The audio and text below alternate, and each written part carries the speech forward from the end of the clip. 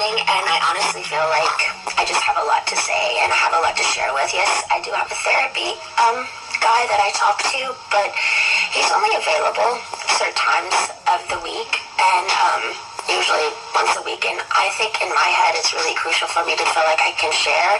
And if it's the dumbest thing in the world that I do is share on my Instagram my thoughts, if it's dumb, so be it, because I honestly feel like it helps me. Like 3 years ago, I used to do AA meetings. I was never able to miss any meetings. Most of the girls would choose their meetings, and sometimes they go, and sometimes they wouldn't. But the way my dad made it for me, I had to go no matter what. I couldn't miss any meetings, and I couldn't even choose the meetings I went to, so it felt forced.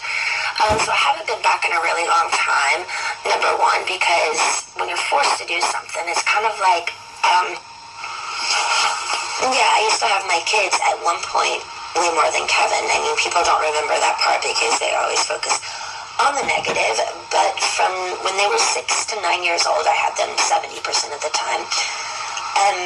And of course, since they've been gone, I've honestly felt like a huge part of me has died.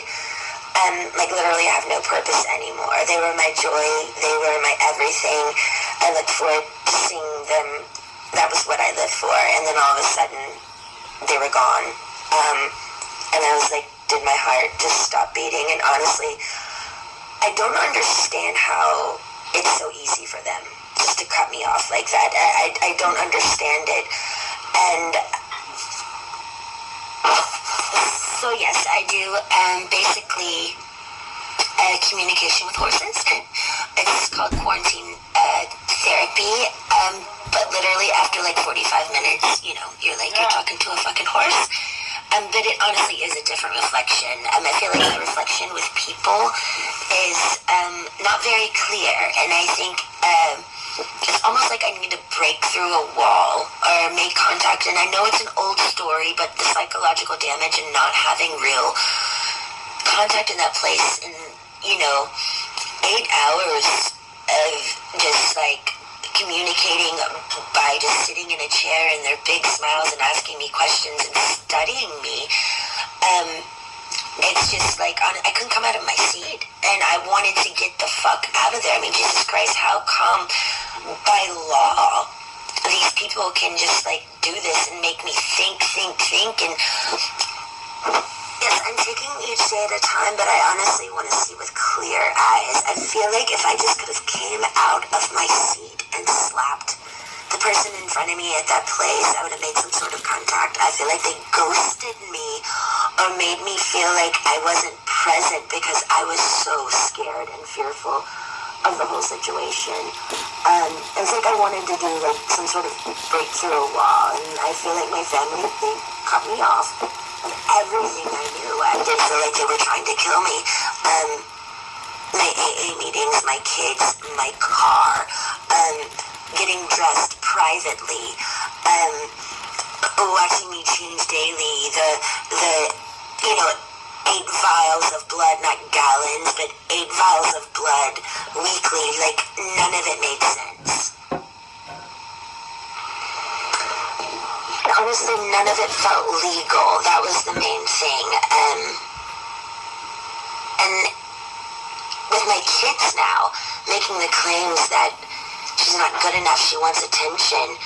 Yeah, I do want to be heard, and I'm angry, and I kind of subconsciously want to offend people because I've been so fucking offended. But I'm afraid to inform you guys. I'm not willing to see you until I feel valued. I won't be calling your monitor weekly, who never did his job of informing me when you guys were coming. They made me the desperate one. You guys waiting 2 guys to, waiting 2 days for me to respond, on when you guys could see me. And I never said any of this at the time because I was desperate to see you guys, and I wanted to see you guys so bad, but honestly, I should have valued myself way more. The last thing I wanted to share, something very odd, I've never shared this before, it was the weirdest thing I'd ever encountered in my life.